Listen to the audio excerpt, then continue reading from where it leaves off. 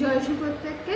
যিশাইয়া তার 6 অধ্যায় 8 পদ যা বলে, পরে আমি প্রভুর রব শুনিতে পাইলাম, তিনি বলিলেন, আমি কাহাকে পাঠাইব? আমাদের পক্ষ হইতে কে যাইবে? আমি কহিলাম, এই আমি, আমাকে পাঠাও। কালকে আমরা জানলাম যে আমরা পাঠাবো বা অ্যাপোস্টল সম্পর্কে। আজকে আমরা জানবো আমাদের।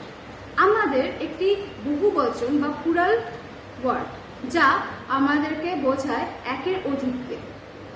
তো আজকে আমরা জানবো যে বাইবেলে ঈশ্বরকে সবসময় তৃতীয় ঈশ্বর বলা হয়েছে।